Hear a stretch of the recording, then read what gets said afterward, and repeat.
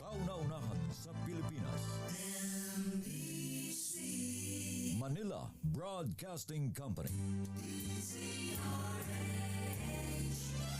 DZRH. Member, kapisanan ng mga broadcaster ng Pilipinas. Pilipinas, 13 minuto na makalipas ang alas 5 ng hapon. Dahil ang pamamahayag kailangan laging patas. Ang pagtalakay ng bawat issue dapat laging parehas. Narito na ang balitaan at talakayang hihimay sa punot dulo ng mga issue. Bawat panig ilalahad sa publiko. Programang DZRH Balansyado. Narito na ang mga balansyado sa pagbabalita at komentaryo sina Henry Uri at Karen Oyong. Balansyadong balita. Pilipinas, araw ngayon ng Miyerkules, 29 na sa buwan ng Hulyo taon 2026. Sa ulo ng mga balansyadong balita. Pag-withdraw ng Office of the Vice President at DepEd ng Casa Land Bank, tinalakay sa ikasampung araw ng impeachment trial sa Senado. Samantala, PNP o Philippine National Police may lead na sa nag-iwan ng pampasabog sa nakalipas na SONA. Delicious info sa kahina-hinalang infra project sa Taguig. Siniguro naman ni Senator Lacson. Isa sa dalawang LPA o low pressure area magpapaulan sa Luzon na kabilang sa Metro Manila. 18 binansagang maleta boys maharap sa 10 kaso naman ng cyber libel at perjury. Kumpanya na pinaniniwalaang konektado sa Pogo kinasuhan ng tax evasion ng BIR. Senator Amy Marcos pinatulan ng Malacanang sa kanyang impacta remarks. At pananakit ng dalawang estudyante sa isang guro sa Davao de Oro iniimbestigahan ng DepEd. Ang gandang hapon Pilipinas, kami po ang inyong tagapagbalita. Ako po si Miss Karen Oyong. At Henry Uri. Sa detalye ng mga balita, aminado si dating Land Bank Branch Manager Violeta Constantino na unusual para sa government offices ang 125 million withdrawal ng Office of the Vice President. Sagot ito ni Constantino sa tanong ni Senator Judge Sherwin Tulfo nang tanungin kung may iba pang ahensya na nag-withdraw ng kahalintulad na halaga ng pera. Aabot sa 500 milyong withdrawal ng cheque ang pinangasiwa ni Constantino o 325 million mula sa December 2022 hanggang July 2023. Narito ang kanilang mga tinig. Nakita ka na ba nito ng other government agencies na ganito kalaki ang withdrawal? Wala po. Unusual po ito. Unusual yung withdrawal. So therefore, kung unusual, Madam Witness, hindi mo kayo nagtanong man lang, para saan po ba kayo ito? Kasi alam ko sa bangko po, nagtatanong. Ako po, nagbabangko ko sa privado. Natatanong po yung staff ko, para saan ba gagamitin ni Sir ito, ni Sir? Hindi na ba ninyo tinatanong? Kasi po may advice naman ng po siya. So, kumbaga dumaan naman po ito sa proseso nila. Kaya, I don't think po na magtanong. Samantala, ang abot sa 3 hanggang 4 na gym bag ang pinaglagyan ng pera na tinanggap ng Office of the Vice President o OVP mula sa sangay ng Land Bank sa Shaw Boulevard. Ito ang sinabi ni dating Land Bank Branch Manager Violeta Constantino sa pagtestigo sa impeachment court na siyang nangasiwa sa encashment ng 125 million pesos na pera ng OVP sa backroom ng bangko. Mismong sina OVP Special Disbursing Officer Gina Acosta at Assistant Secretary Limuel Ortonio Umano ang naglagay ng pera sa gym bags. Ayon pa kay Constantino, hindi sila tumulong sa paglalagay ng pera sa bag dahil labag ito sa polisiya ng bangko. Ngunit nag-provide umano sila ng trolley para alalayan ang paglabas ng cash. Pakinggan at panuorin po natin ito. Pagkatapos pong i-release itong pera in packs, in 125 packs, ano na po ang susunod na mangyayari? Bali, nilalagay na po nila yon sa dala po nilang bags. Okay. Ngayon, meron po kayong binanggit na bag. Madam Witness, anong klaseng bag ang pinaglagyan ng pera kung maalala po ninyo? Sa pagkaalala ko po, isang mahabang malaking bag po siya. Para pong gym bag. Okay. Madam Witness, ilang bag po ang dala po ni Miss Gina Acosta at ni Mr. Ortonio? Sa pagkaalala ko po, mga 3 to 4 bags po yun. Okay. Now, Samantala, agad namang uminit sa simula pa lamang ay 10 araw ng impeachment trial ni Vice President Sara Duterte dahil sa kontrahan ng prosecution o defense team. Sumiklamang tensyon ang higit ni Congressman Laila de Lima sa kanilang opening statement na hindi dahil confidential funds ang pondo ay ligtas na mga opisyal sa pagsusuri at accountability. Pinalaga nito ni Attorney Michael Poa ng depensa at sinabing naglalaman na umano ng conclusion of law ang pahayag ng mga babatas. Dahil dito sinita na ni Presiding Officer Jesus Cordero si De Lima, ipinatanggal sa record ang pahayag nito at ipinatapos na agad ang kanyang speech. Narito ang kanilang mga sagutan. And the prosecution is ready to present it.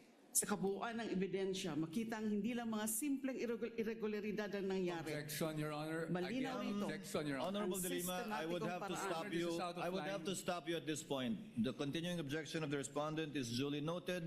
I would have to stop you at this point. And I have to My stop due now. apologies, but kindly call your witness already. Thank you, Your Honors. I submit. Thank you very much. Kindly call your witness, Representative Chua. Samantala, idinitalya ni dating Land Bank DepEd Branch Manager Nenita Camposano ang proseso ng magkakahiwalay na pag-encash ng Department of Education ng tatlong 37.5 million pesos na tseke noong 2023 na may kabuang 112.5 million pesos. Sa kanyang pagharap sa impeachment court ay bilang witness ng prosekusyon, sinabi ni Camposano na mismong si dating DepEd Special Disbursing Officer Edward Fajarda ang kumuha ng cash matapos mag-abiso sa bangko. Paliwanag niya, inilagay ang pera sa dalang mga bag at dumiretso si Fajarda palabas sa fire exit o backdoor ng bangko pagkatapos ng transaksyon. Pakinggan at panuurin po natin ito.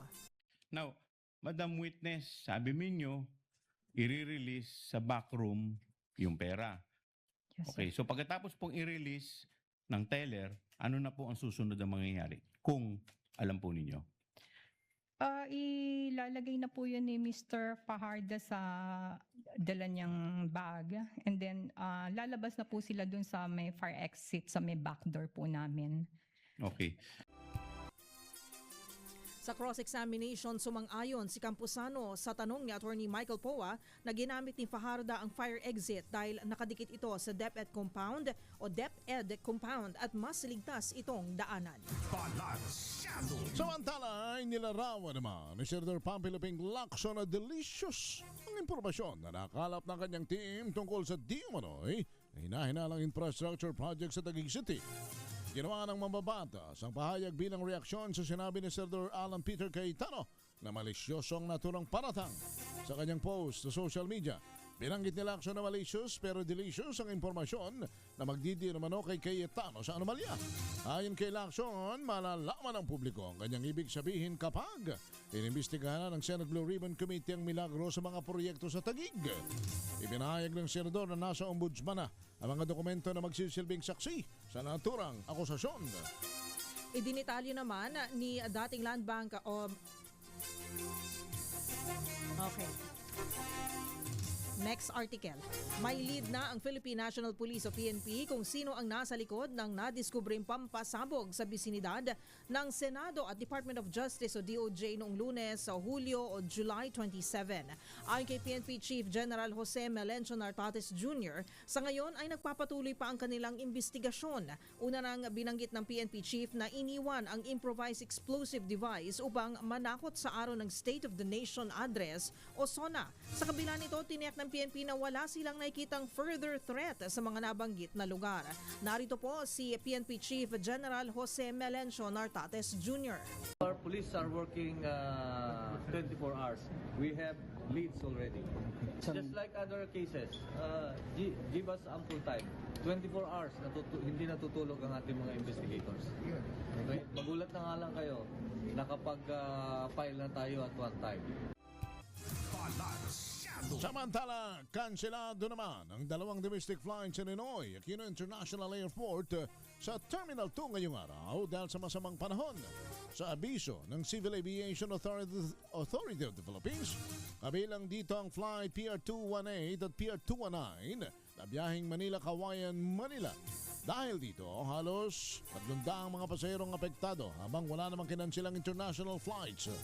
Nag-abiso ng kaap sa mga pasahero na makipag-ugnayan sa airlines para sa ilang update, rebooking at iba pang pangangailangan. Bantay sarado ng Pag-asa ang dalawang low-pressure area o LPA na nasa loob at labas ng Philippine Area of Responsibility o PAR. Ayon sa Weather Bureau, magpapaulan sa Metro Manila, Central Luzon, Calabarzon, Cagayan Valley, Mimaropa at Bicol Region ng LPA sa loob ng bansa na huling namataan sa Bao, Camarines Sur.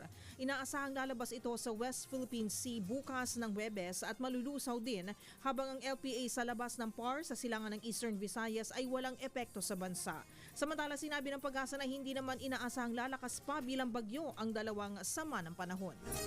Sa iba pang mga balita, ang kinasuhan naman ng Bureau of Internal Revenue ng mahigit sa 400 milyong tax evasion ang isang kumpanya na pinaniniwalaang konektado sa Philippine Offshore Gaming Corporation o POGO. Ang kaso ay iniharap sa Department of Justice laban sa U1 Technology Incorporated. Batay sa investigasyon ng BIR Run After Tax Evaders o RUN program, aabot sa 402 million ang tax liability o ang halaga ng buwis na hindi nabayaran ng suspected Pogo Link firm. Ang U1 Technology ay iniugnay sa ni-raid na Pogo Hub sa Bambantarlac noong 2024. Nahaharap naman sa 10 na bilang ng 10 counts ng cyber libel perjury cases ang 18 nagpakilalang dating bodyguards ni ex-Congressman Zaldico. Ayon sa Department of Justice, inaprobahan na ng Office of the Prosecutor General ang paghaharap ng mga kaso laban sa tinaguriang Maleta Boys. Sa isang statement, binanggit ng DOJ na matapos isailalim sa ebalwasyon ang reklamo na determina na may sapat na dahilan upang iakyat ang usapin sa hukuman. Nagugat ang kaso mula sa akusasyon na tumanggap ng maletang pera mula sa flood control scandal ang grupo ng kasalukuyan at dating opisyal ng gobyerno. Ang paratang ay kumalat sa social media, presscon at iba pang online publications. Kabilang sa nagreklamo ay si dating Senador Antonio Trillanes IV na di umano'y tumanggap din ng maleta. Bukod sa 18 bodyguards ni Zaldico, isinama din ni Trillanes sa reklamo ang kanilang itinuturing na handler na si Attorney Levito Baligod. Samantala, iniimbestigahan na ng Department of Education ang nangyari namang pananakit ng 2 mag-aaral sa isang high school teacher sa Maco, Davao de Oro. Ayon sa Department of Education, lubang nakakaalarma ang insidente na nangyari sa loob ng Elizalde National High School noong Lunes. Ipinahayag ng ahensya na dahil ang paaralan ay tinuturing na isa sa pinakaligtas na lugar, ang mga kahalintulad na karahasan ay hindi inaasahan at hindi dapat pinapayagan. Batay sa report ng Maco Police, sinita ng teacher ang isang estudyante dahil sa hikaw sa kanyang tenga. Nainis umano ang mag-aaral at tinangkang suntukin ng guro. Subalit siya ay inaawat ng iba pang estudyante. Gayunpaman, isa pang grade 10 student ang sumugod at tinupakan ng teacher habang nakatalikod. Nagtama ng injuries ang teachers mula sa nabanggit na insidente na kagagawan ng magkakapatid na estudyante. Sa iba pang mga balita, hindi pinalampas ni Palace Press Officer Claire Castro ang tila patutsyada ni Senator Amy Marcos sa isang video kung saan sinabi nitong bukod sa International Criminal Court o ICC ay mayroon ding ICC sa Malacanang. Bagamat hindi direktang pinangalanan ng senadora si Castro, sinabi ni Marcos na ang letrang I sa naturang acronym ay tumutukoy sa salitang impacta. Bilang tugon, sinabi ni Castro na hindi siya gumagamit ng mga salitang nang iinsulto o umaatake sa personalidad ng iba. Ayon pa kay Castro, hindi niya maaagaw ang korona ng naturang bansag dahil mas nararapat-an niya ito kay Senator Amy at sa kanyang grupo dahil hindi niya mapapantayan ng senadora pagdating sa ganoong klaseng pananalita. Narito po si Yusek Claire Castro. Hindi ako sanay sa mga ganoong salita. Hindi ako normal na nagsasalita ng ad hominem sa kapwa ko. So, kung sila ang nakapag-describe ng ganong salita, alam nila kung ano ang ibig sabihin nito, alam nila ang description ng salitang impacta. It takes one to know one. Kaya kung sila ay affected sa aking mga nababanggit dahil tayo kumakalaban sa fake news. At iyan ang kanilang pananaw, isang impakta ang kumalaban sa fake news. Sino ngayon ang naglalarawan ng totoong impakta? Yung gumawa ng video, yung kasama sa video, yung nag-direct ng video. Yun ang masasabi nating totoong naglalarawan ng salitang yan. At huwag silang mag-alala. Ang corona ay nasa kanila. Na kay Senator Amy at sa mga grupo nila. At hindi natin kayang agawin ito mula sa kanila. Wala ako sa kalingkingan ni Senator Amy para sa ganyang klaseng description. Sila ay nasa maximum level. Kulang, partner. Anong kulang? And I thank you. Grabe ka naman. Bakit umaabot na tayo sa ganito? Daming nagugutom. Daming walang kakayahang makapagpagamot ng wasto.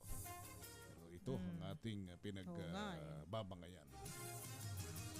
Ang tunay na impakta ay gutom, at sakit, at kawalan ng sapat na gusali ang mga estudyante na mamaya, partner, ay kausapin lang natin yung isang kababayang mayor na humarap sa pagdinig sa Senado na natuklasan natin na malaki pala ang problema ng bansang ito sa classroom shortage. 29 minutes after 5 ng hapon, kami po ang inyong mga tagapagbalita. Ako po si Miss Miss Karen Oyong. At Henry Uri.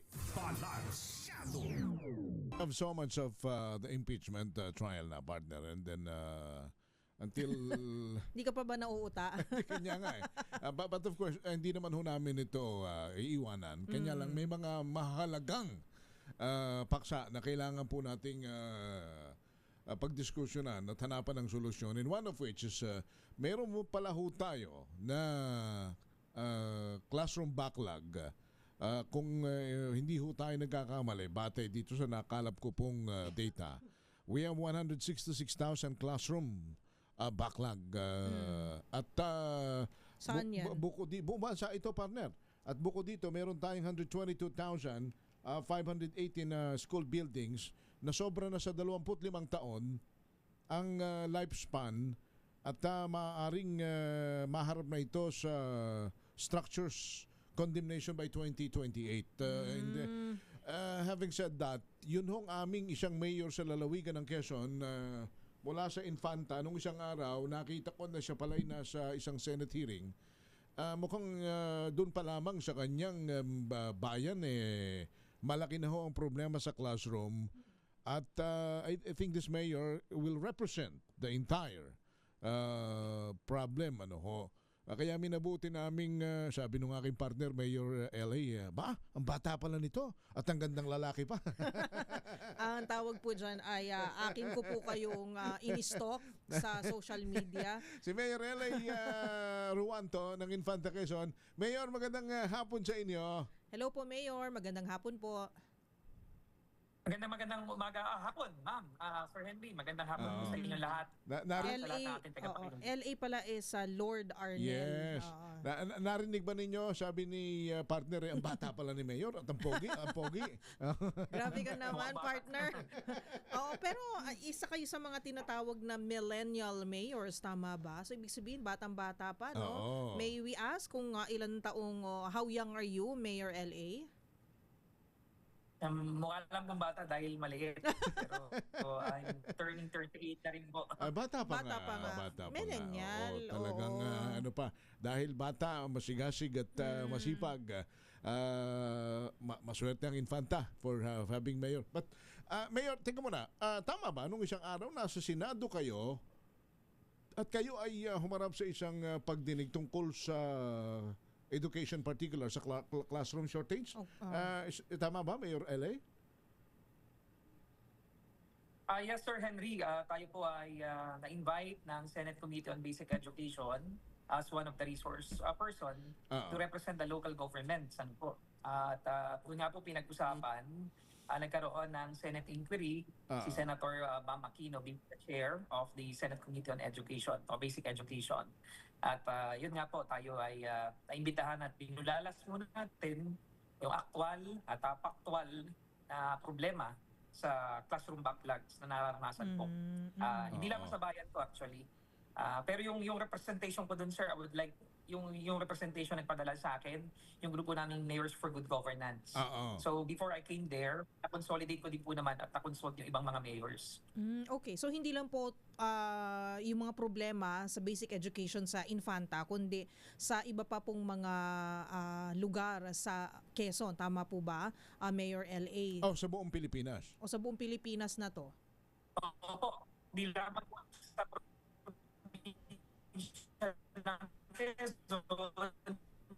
Nagkakaroon yata ng technical problem. Mayor?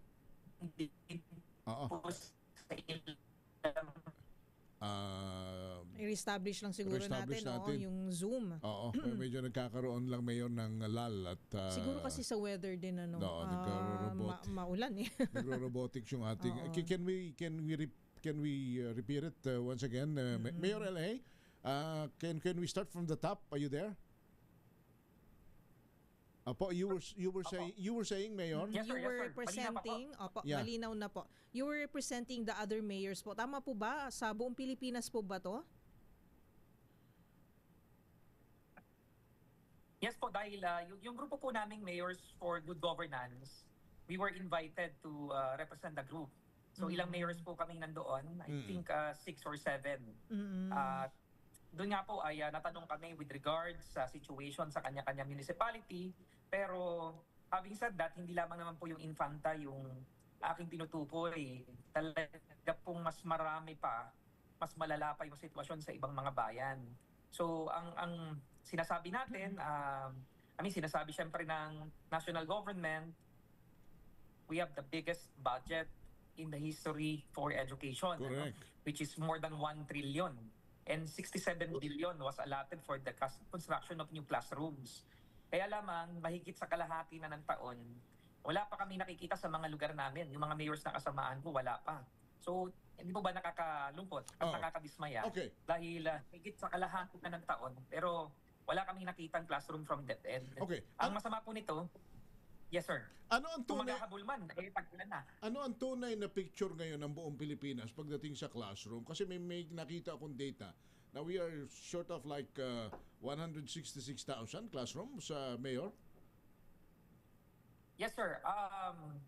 Ayon po sa EDCOM, aabutin ng 10 taon para ma-catch up natin yung backlogs natin. Kung yearly may 22,000 tayong mahigit na classroom na binibuild, madadamay pa yung mga makukondemn.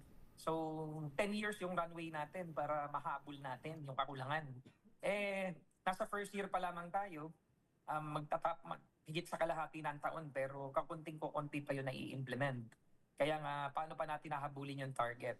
At ang pinakamasakit sa akin po nito, yung napakita ko nga sa Senate Committee hearing, ay yung hindi mo pwedeng pag-antayin sana yung mga bata. Nakakaawa yung sitwasyon. Doon na lamang sa mga makeshift classrooms, pumapasok silang may payong sa loob ng classroom. Nakapayong po.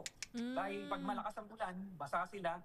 Pag matindi ang araw, talaga pong tulo ang pawis nila. Halos magubad na. Nakasando na yung mga bata. So yun yung sitwasyon. Hindi lamang po sa bayan ko.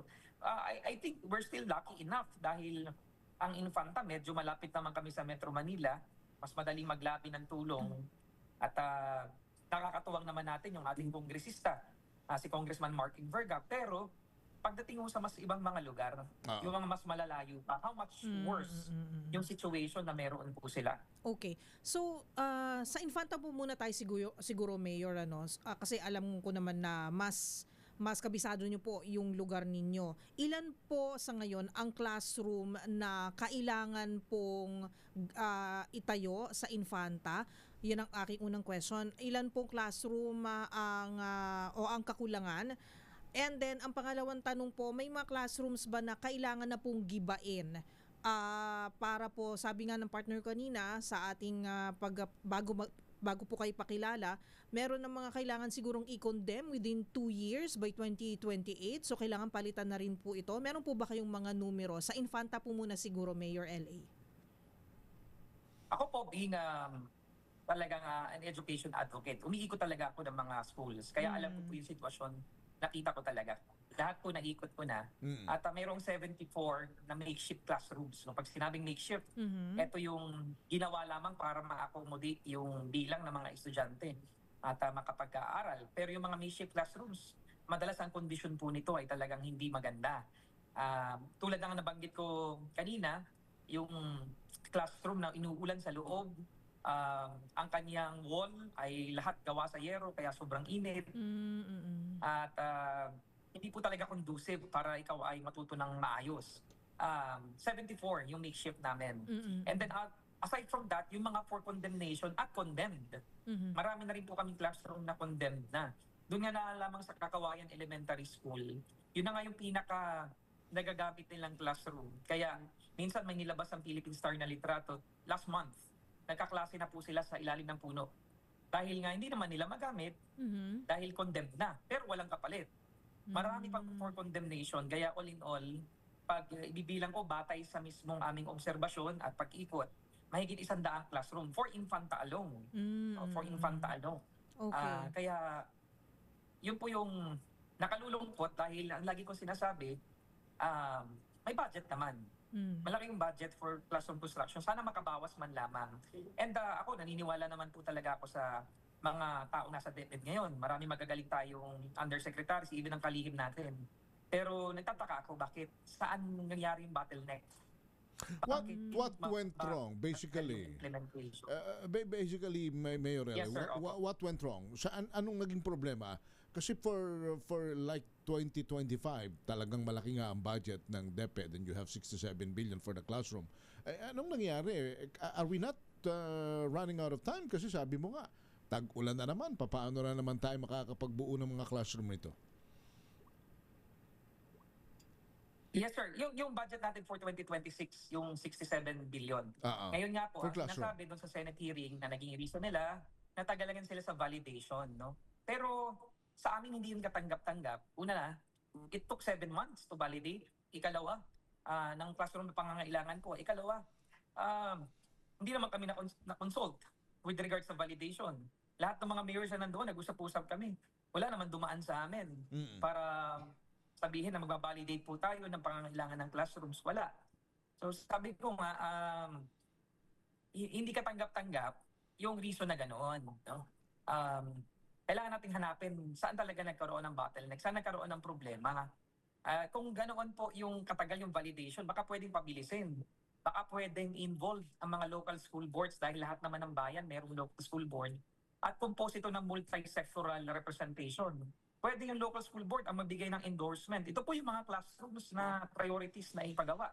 O ito yung mga paaralan na kulang. Kasi kami yung nasa grounds. Kami yung talagang nakakaramdam at nakakakita ng sitwasyon. At hindi so, kaya, mas maganda sana kung ganun approach. Hindi kaya, partner, with your indulgence, mas mabilis kung ida-download na po sa LGU ang pondo for education, for classroom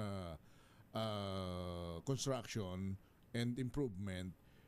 Kasi we all know for a fact that bureaucracy, lalo na sa, sa processing ng budget from national to local, tali kayo sapagkat yung mga classroom naman na yan, hindi naman yan ang pondo niyan galing sa national, galing sa GAA. Hindi naman yan ang sa inyo lamang is of course to identify, to coordinate and sabihin kung saan kailangan ng classroom. Pero end of the day, pag wala nang masilungan, wala nang maayos sa classroom ng mga paaralan, mayor, governor ang tinatamaan eh. Hindi ba kaya na-suggest nyo ba? I-download na sa inyo, tapos kayo na lang, alam nyo naman, tama kayo, alam nyo naman kung saan kailangan, kung alin ang pag-iba alin ang dapat tayuan, mayor. Yes, sir. Sir Henry, sinadjust ko yan sa Senate Committee hearing. Po? What if bigay na lamang sa amin, like Local Government Support Fund, LGSF. Tulad po ng case ko sa Infanta. Siyempre, hindi na ako pwedeng mag-antay dahil maraming may problemang bata. So, gumawa ko ng paraan. Maliit naman yung special education fund ko. Nasa 4 million lamang. Ang halaga ng classroom ng DepEd at DPWH ranging from 3 million to 3.5 million. Nako po. Naghanap ako ng mga CSRs at nakakuha po tayo ng grant na 3 million. Alam mo ninyo, in 3 million pesos, nakapagpagawa ako the same standard, 66 square meter classroom na brand new at nakapag-repair pa ako ng 6 pang classrooms. So sabi ko nga, kung local government pagtitiwalaan po ninyo, lalo sa amin, open public bidding kami. Ang ginawa ko pa, by administration, so hindi kami kumuha ng contractors. So nakatipid pa kami lalo. Local government mismo ang gumawa. So talaga pong kahit maliit yung budget ng CSR sa mga nilapitan po namin ng tulong, na-maximize po namin. In total, umabot po yun ng 7 classrooms. Isang classroom na nagawa, 6 na classroom po na repair. Pero tama po ba ang acting pagkakaintindi Mayor LA na kumbaga centralize sa DepEd po anong pagpapagawa ng classroom, and if that is so, ano naman po yung nagiging kumbaga communication nyo or working relationship nyo dapat with the DepEd regional office? So technically po, yun po yung meron sa atin na binababa lamang sa amin yung information. Pero on the consultation itself, hindi rin naman po kami na-consult alin yung ipaprioritize. So centralized po talaga. Kaya nga ako nilalabi namin din as mayors na padaliin sana at maging batas yung classroom acceleration program dahil local government yung mag-i-implement kung sakali po na yun ay maapurbahan. May kasama pang civil society organizations to make sure na maayos at dekalidad po yung mga classrooms na may tatayo. So pero ano ko lang po ulit yung question ko kanina, yung pangalawa doon sa question Mayor LA, na ano po yung ginagawa naman ng regional office ng DepEd po dyan sa inyo sa Infanta? Paano po ang working relationship nyo naman po dyan? Ba't parang hindi po nakakarating sa dapat puntahan yung mga hinaing po ng ating mga mayors? Nakakausap po naman namin ang regional office. Po. But then again, syempre mag-aantay lamang din sila kung ano yung babasa kanila ng central office, kung ano ibaba na rin ba ang budget from the DBM. So, yun po yung gusto nating malaman, saan nga doon nagkaroon ng matagal na bottleneck para ma-address po natin at hindi na maulit sa mga susunod na taon. Okay, Mayor, now that you and they identified already the problem, ano yung mga solusyon na inyong naimungkahi at ano yung anong perception ng of course ng ating mga policy makers, senators, congressmen, and of course the Department of Education? Anong gagawin nila? Kasi it has to be immediate and doable, Mayor. Paano ho nila tutuparin yung mga kahilingan po ninyo? At anong mga kahilingan at anong solusyon ba ang inyong naihatag sa kanila? Number one, doon sa identification, prioritization, dahil hindi naman lahat kaya pagawa agad ng isang taon yung 122,000 classrooms na backlog. Kailangan po natin na konsultahin yung local government at local school board, especially the local school board. So hanapan ng DepEd local school board ng endorsement para alam kung ano talaga yung higit na nangangailangan. Ikalawa, kung maaari, dahil nasa LEDAC naman, ang Classroom Acceleration Program Bill, mapagtibay po ito para local government ang nag-i-implement. At magiging mas mabilis po ito dahil sa lawak ng problema, mas mabilis kung ida-download po natin to the local governments. Ano po ang implementation. So, yun po yung ilan sa mga ano po natin. At ilagay po yung listahan. Ikatlo, be transparent for the DepEd. Ilagay nila yung listahan. Kasi hanggang sa ngayon, hindi po namin alam. Alin ba yung mga priority na lang classrooms? Nagulat na lamang ako dahil nung tanongin ni Senator Bang doon sa Senate hearing, doon lamang namin nalaman na alin yung mga binigyan nilang priority ng mga schools na para sa akin may mas higit pang nangangailangan. Hindi namin alam saan ang galing yung data. Yes, sir. And today, this July, so we have only 5 months. Kailangan bago mag-Disyembre magastos natin yung allotted budget. Otherwise, babalik sa Bureau of Treasury yan, Kakayanin pa ba, Mayor? Sana naman, sa lalong madaling panahon, sa natitirang 5 months, mai-download na at makapagpagawa kayo ng mga classroom kahit tag-ulan, makapagpagawa pa rin. We're hoping, sana kayanin. Opo. Sana kayanin po. Hindi Yeah. ko rin po masabi. Pero subukan nilang i-download sa local government, parang LGSF. Kayang-kaya po yun. Kami nagawa namin in 2 months. In 2 months time, nagawa po namin magpatapos ng isang maayos na classroom. Opo. Pero At saka yung inyo pong kumbaga request na ipasa po yung batas, ito po yun, isa rin po yan sa hinihiling nyo rin po sa ating mga mambabatas. Tama po ba, Mayor? Yes po. Yung classroom acceleration program bill, pag ito po ay maipasa at ito naman ay LEDAC priority, napakalaking tulong po nito dahil binibigyan ng kapangyarihan ng local government to construct classrooms coming from the DepEd budget. So aside po doon, may kasama pa yung multi-sectoral na nakakatulong para bantayan yung budget at ma-ensure na maayos po yung mga classrooms. Okay, so Mayor, ano ang commitment na inyo pong napagkayarian ng inyong mga nakaharap sa Senado at sa iba pa mga representante ng gobyerno? So, according sa request si Senator Pam as the chair, inaasahan niya in the soonest time maibigay yung listahan and then mai-publish. There would be a website na nandoon yung list ng priority classrooms o gagawin po ng DepEd even with the DPWH. So, nakalagay po dapat para nakikita ng taong bayan at natatrack kung nagagawa ba o hindi on time. Okay. And maybe you have your words for the people of Infanta on this matter and for the people from the Department of Education. Go ahead, please. Sa akin mga kababayan, nagpapasalamat po ako dahil alam natin yung problema pero marami po nakikipagbayanihan. Yung aming mga departments, national government organizations, CSOs, nag-adapt classroom na po kami dahil hindi na kami makapag-antay. So kahit personal resources, nagbayanihan po kami, nag-adapt ang kanya-kanyang organisasyon ng classroom para isaayos. Para po makatulong din naman kami at hindi lamang kami nag-aantay kung kailan gagalaw po ang national government. Sa DepEd po naman, naibigay na, narinig na, at klaro po naman na ilatag yung mga suggestions. I do believe in the leadership.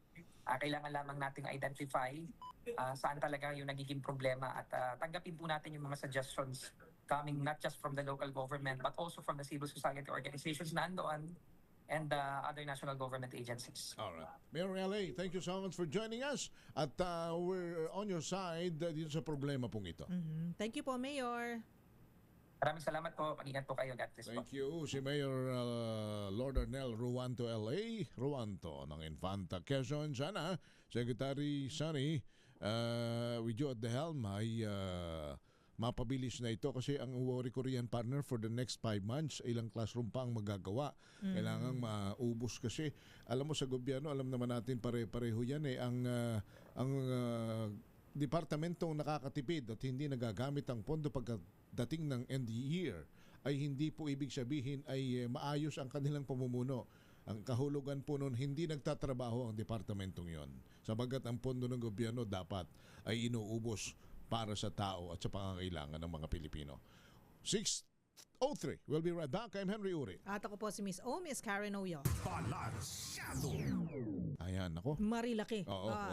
Ibig sabihin ay via Marikina, Rizal, Laguna at Quezon. Ayun. Oo. At mabilis mga lang. ilang oras yun? Siguro pag may isang oras kalahati hanggang dalawa mula sa may Pasig Ikina nasa Infanta na. Pwede pang weekend. Tsaka magagandang tanawin. Mabilisan lang. Magaganda ang mga paliguan at mga tanawin riyan. Wow. Yun nga lang, alam mo ito si Mayor LA. Thank you Mayor LA. He's very active hindi lang sa Infanta sapagkat marami po siyang mga civic and organizations na kanya pong pinamamahalaan at inaaniban din at napakarami po ng nagagawa nitong ating butihing mayor na ito. 38 years old mayor. Bata pa. Yes. Grabe. And of course with our governor Helen Ter at the helm, palagay ko naman yung mga problema natin dyan sa Infanta Mayor LA hindi pa sasaan at magkakaroon ng mabilis na katuparan lalo sa mga classrooms. Alright. Thank you again Mayor LA. Sa inyo riyan, ingat kayo. Samantala, Balansyado.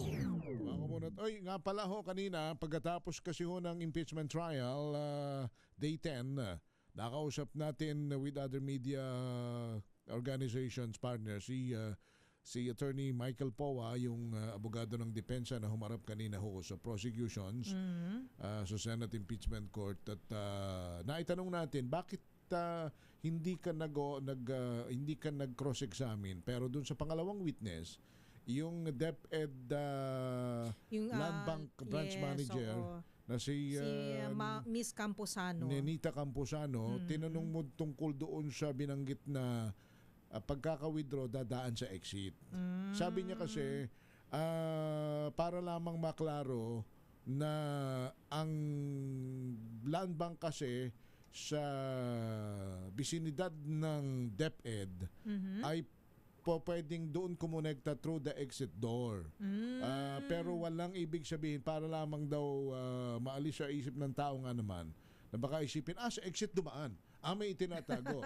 O tumatakas. May ikinukubli. Tumatakas. Kasi alam nyo, ang exit kasi, yan ay pangkaraniwang dinadaanan ng ng mga taong gustong makaiwas, syempre, sa daluhong ng maraming tao, na maraming makakita, na maraming makaalam.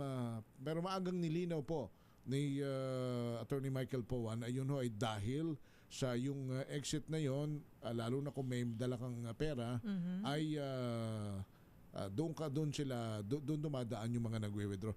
Pero ito ang sabi ni Attorney Michael Powa, sa aming panayam sa kanya, kasi sabi namin, bakit nga hindi kayo nag-cross-examine? Sabi niya kasi, for us, yung presentation ng checks, at saka yung kung totoo yung cheque, at yung transaksyon ng DepEd at saka ng bangko, that's petty, sabi niya gano'n. Ano ba sa Tagalog ang petty? Mababaw. Maliit na bagay, parang gano'n, maliit na bagay. Mm. Sabi niya, ang issue rito ay kung paano at ano ang paano ginamit, saan ginamit at bakit ginamit. Iyan ang issue riyan.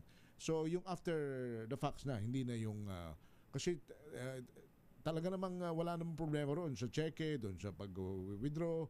Pero kung saan ginamit, kung paano ginamit at bakit ginamit, yan ang susunod na abangan po natin para... That's for another impeachment trial day. Yes. At tandaan po natin, sa impeachment, mayroon ding pagkakataon ng depensa na magpresenta naman ng kanila pong panig. Alright, yan ang ating aabangan pare-pareho. Anyway, it's 6:14 ng gabi. Balansyado. Malacanang Sinopla ang bumabanat sa nabanggit na ni PBBM na rocket launch sa SONA. RH number 14, Let Narciso, Let.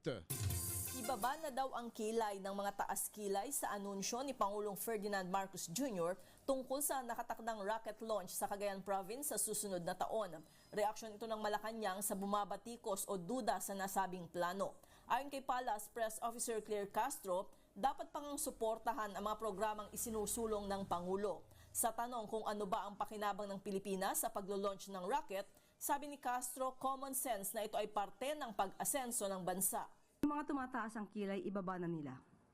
Ang iingat natin at ang iakyat natin at ang itaas natin ay ang mga naisi ng Pangulo para sa bansa at para sa taong bayan. Huwag na silang magsilbi na balakid sa mga ninanais ng Pangulo sa pag-asenso ng ating bansa. Una rito, iminungkahi ni Senator Robin Padilla sa kanilang kontrasona na unahin muna ni Pangulong Marcos ang pagpapagawa ng bullet train bago ang sinasabi nitong spaceport sa Cagayan sa 2027. Ito si Let Narciso para sa DZRH. Una sa Pilipinas, una sa Pilipino. Maraming salamat, Miss Let Narciso. Samantala, Paksilica pinaimbestigahan na sa Kamara. RH12 Milky Rigonan, ibalita mo yan man ng Milky. Eksena na ang Kamara para imbestigahan ang kasunduan kaugnay ng Pax Silica Agreement. Inihain ni Caloocan City Representative Edgar Elise kasama sina mamayang Liberal Party List Representative Leila De Lima at iba pang mga mamabatas ang isang resolusyon para imbestigahan ang Pax-Silica Agreement at ang implementasyon nito sa soberanya at seguridad ng Pilipinas. Kabilang din ang data governance, proteksyon sa kalikasan at ekonomiya at kung sapat ba ang mga kasalukuyang batas para sa pamahala ng artificial intelligence, digital infra at partisipasyon ng mga dayuhan sa mga kritikal na industriya. Nilinaw ni Erice hindi layunan ng kanilang resolusyon na itaboy ang mga negosyante pero dapat matiyak ng anumang proyekto na may national significance ay uusad ng merong transparency, accountability at safeguards para sa mga Pilipino. Binigyang din ni Erice ang Kongreso ay merong oversight powers para masiguro na mga investment ay para sa pangmatagalang pambansang interes. Ang Pax-Silica ay isang industrial hub na planong itayo sa New Clark City. Ako si Milk Reguna, nagulat para sa DZRH, una sa Pilipinas, una sa Pilipino. Thank you. Salamat, Milky. Samantala, bakit nawala na yung aking tunog dito? Ayun. Si Noche Barre din na. Sunog sa Barangay Kapitolyo sa Pasig, kontrolado na. Bata, pinaniniwalang nawawala, hinahanap pa rin. Naku, wag naman sanang nadamay sa sunog. Noche! Henry, kakausap lang natin si Fire Superintendent Leo Andiso, ang Fire Marshal ng Pasig City. At sinabi niya na wala nakita na yung bata na sinasabing nawawala dito sa kasagsagan ng sunog. At ayon dito kay Superintendent, sir, live tayo. Okay lang. Live tayo sa DCRH. Kasama si Henry. Ano update dun sa bata, sir? Sinasabing missing? Ano po, yung missing na nababanggit kanina, nakita naman daw po. Yun naman yung appearance nila, yung mga hinahanap namin para i-confirm namin. Pero hanggang sa ngayon may nakakita naman daw sa bata. Kaya wala kaming makita doon sa site. So ilang bahay po, sir, at ilang pamilya yung naapektuhan? Nasa 300 po na kabahayan and nasa at least 900 na individual. So more or less 100 houses? 100 houses po. Okay, so nahirapan po ba tayo pag-responde, sir? Opo. Yung sa ano kasi medyo narrow yung daanan nila. At the same time yung mga evacuees natin, aakyat din sila. Kaya yung mga responders natin medyo natagalan sa pag-responde. Pero ganun pa man, naman na kapag responde ng pabilis. So light materials, sir, no? Opo, mga made of light materials, mga mixed materials. May mga concrete pero mas marami po yung light materials. Injured, sir, meron po ba? Negative po tayong injured sa ng BEP at saka sa mga civilian. Third alarm. Third alarm po yung inabot. Okay, thank you very much. Si Fire Superintendent Leo Andiso, ang Fire Marshal ng Pasig City Bureau of Fire Protection. RH27, Kakas DCRH, una sa Pilipinas, una sa Pilipino. Maraming salamat, Noche Kaka. Samantala, baha sa mga apektadong lugar sa Malabon dahil sa malakas na pag-ulan, humupa na. RH23, Edwin Duque. Balita mo yan, Edwin. Tama, Miss Karen, nakatulong ng malaki yung pagtsatsagang paglilinis ng City Engineering Office at ng DPWH dito sa Malabon dahil doon sa mabilis na paghupa ng mga baha na dahil nga doon sa halos sa maghapong pag-ulan kaninang mula pa umaga hanggang alas 2 ng hapon. Ayon sa City Engineering Office, ito'y dati ay matagal umupa dahil sa mga baradong kanal pero dahil hindi pa natapos yung ilang mga project dahil nga dito sa budget ng DPWH at ito'y pinagtsatsagang linisin. Kaya kanina at ng ating balikan yung mga binahang lugar tulad ng MH Del Pilar, itong bahagi naman ng patong arko ng Valenzuela at Malabon, umupa na, mabilis. Kaya natutuwa yung ating mga residente dahil kahit hindi pa natapos yung malalaking project, dahil doon sa paglilinis ng kanilang DPWH, mabilis humupa yung mga baha. Ganon din sa Valenzuela at sa bahagi ng 10th Avenue, 11th Avenue sa Caloocan City. Pero sa mga oras nito, wala na pag-ulan. Pero kung titignan mo yung kalangitan sa bahagi ng Bulacan, Kamanabat, bahagi ng North Bay Boulevard, ay may mga pabadya pa rin mga pag-ulan dahil medyo maitim yung kalangitan. Na anumang oras kung sakaling maipon yung itim na hypocrite, maaari bumagsak na naman ng ulan sa bahagi ng Bulacan at Camanaba. Responde 3 Edwin Duque nagulat sa DZRH, una sa Pilipinas, una sa Pilipino. Thank you, Edwin. At alamin natin sa Pag-asa kung yung ba binabanggit ni Edwin ay bubuhos pa. Lalo dyan sa Camanaba. Nako. Lori de la Cruz ng Pag-asa. Our dear Lori, magandang hapon. Magandang gabi na. Lori? Magandang gabi, Miss Lori. Magandang gabi din at sa lahat ng ating... Lori, anong pangalan ng bagyo after Kia po? Sa ngayon po, wala pa naman tayong bagyo, pero kapag magkaroon po, papangalanan po natin siya si Bagyong Luis. Luis? Tama? Luis? Po, Ayun. Sige. Kumusta ang lagay ng panahon? Yung binabantay natin mga low pressure area as we speak, kumusta na ito? Opo, yung LPA po huling nakita sa vicinity ng Macalelon, Quezon. At ito po ay nagdudulot ng mga pag-ulan ngayon sa Metro Manila, Central Luzon, Calabarzon, Mimaropa, Bicol Region, Western Visayas, Quirino, Nueva Vizcaya, Benguet, La Union at Pangasinan. Then yung easterlies nagdudulot din ng mga pag-ulan sa natitirang bahagi pa ng Northern Luzon, habang sa natitirang bahagi ng bansa doon sa rest of Visayas at Mindanao, generally bahagyang maulap hanggang sa maulap ang paporin. Meron din mga pag-ulan dahil sa mga localized thunderstorms. Yung isa pang LPA huling nakita sa layong 1,765 kilometers silangan ng southeastern Luzon. So nasa labas po ito ng FAR at sa kasalukuyan, ang less likely naman na ito ay pumasok ng ating area of responsibility. So less likely naman po ito. Pero ito Ma'am Lori, itong mga pag-uulan na to, in-expect natin to na hanggang sa kailan, mga araw po ba ng Huwebes, Biyernes? By tomorrow possible maulan pa rin po tayo or generally cloudy at may mga pag-ulan pa rin sa Metro Manila. Pero after that, improving na po ang trend na nakikita natin. Pero Lori, itong nalalabing araw ng July, wala na tayong inaasahang bagyo na papasok at maglalandfall. Before, at least for the end of July, mukhang wala na po. For the end of July. At hopefully wala na rin sa August. Kanya lang, may mga LPA, Yung dalawang binabanggit nating LPA, hindi magpapang-abot yan, hindi magsasanib yan? Hindi naman po, sir. Pero magpapaulan pa rin ang katakot-takot yan. Yung LPA na nabanggit po natin sa labas ng FAR, hindi naman na po ito papasok ng FAR. Pero ito lang LPA ngayon sa may Macalelon, diyan na nagpapaulan na. Yes po. Oo. May mga red, yellow, orange warning ba tayo na nakataas? Yes, mayroon po tayo ngayong yellow warning na nakataas po sa malaking bahagi ng Central Luzon at including dito sa Metro Manila. Sa Metro Manila nakataas po ang ating yellow rainfall warning sa Navotas, Malabon. Yun na nga. Part na lang po ng Metro Manila. Kakahupa lang ng baha dun Kaka-report lang ng reporter namin. Edwin Duque. Pero Lori, 4 na bagyo raw ang posibleng pumasok sa buwan ng Agosto? Yes, possible po, sir. Nako? Nakailan ba tayo ngayong July? For July, at least 2. Nakadalawa. Dalawa. Ayun, ang kapangalan mo. Tatlo. Ayan. Tama ba Henry. tatlo. Inday, Josie. Inday. At may Josie. Josie o Josa? Josie. Kala ko Josa.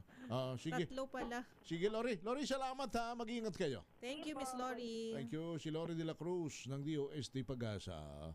4 sa July. Kung linggo-linggo yan, so wag naman. 4 sa Agosto. Sa Agosto, wag naman. Wag na sana. Wag na, parang once a week. Diba? Wag naman po. Luis, kung nakikinig ka. Pwede umalis ka na.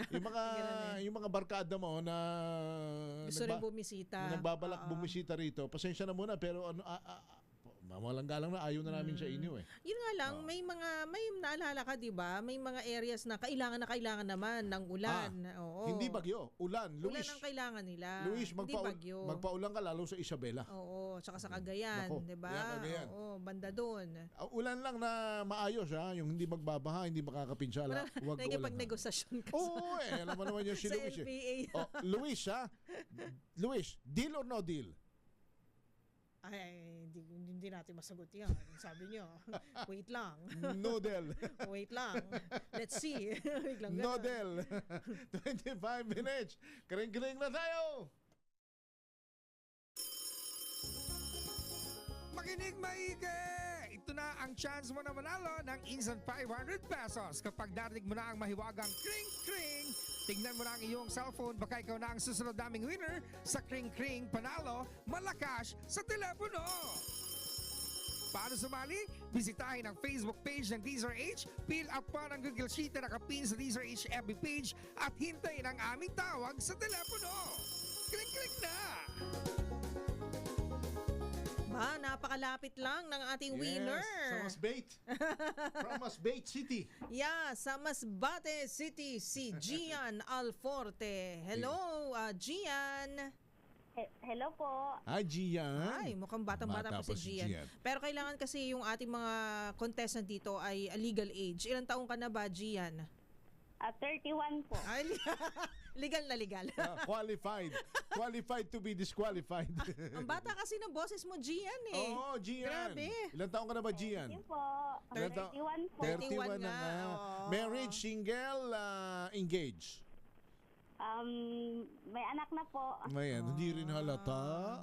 Magaling mag-alaga si Mister. Yar. Oo. Thank you Magaling daw. mag-alaga ng kapitbahay. Joke lang po. Joke lang. Ay, hindi ba umuulan dyan, Gian? Maulan po. Ngayon, ako, kasi tabing dagat din dyan eh. Masarap din ang mga, mga masasarap na pagkain dyan, Gian? Seafoods, di ba? Masarap ang mga seafoods din dyan. Opo, madaming seafoods, iba't ibang klase. Wow. Talaga? May seahorse ba dyan?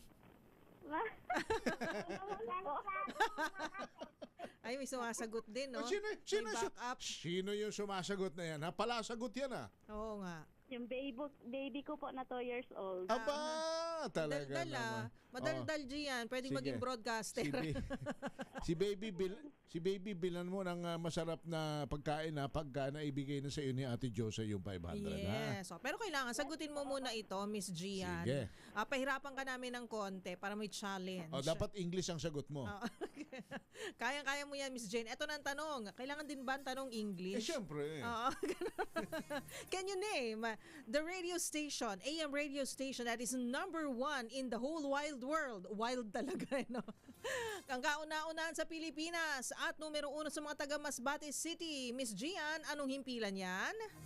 DZRH. Ayun, ang galing. Gian, gusto ko English. Pareho lang naman. Inulit niya, DZRH. Correct. Ayan. Gian! Hindi namin dodoblin yung price mo. Ayan. 500 pa rin. Bumabati si Baby. Hi, Baby. Ano pong pangalan niya? Ano daw pangalan? What is your name? Ay, English. Si Prince Jewel po. Prince Jewel. Hi, Prince Jewel. I'm your Ninang Karen. And I'm your Ninong Henry. Gian, salamat. Thank you. Thank you, Gian. Salamat po. Ayan, nakakatuwa naman. Isipin ninyo, ha? Habang nag-aalaga kay Baby, ay nakikinig na sa DZRH. Sana kayo rin, ano po?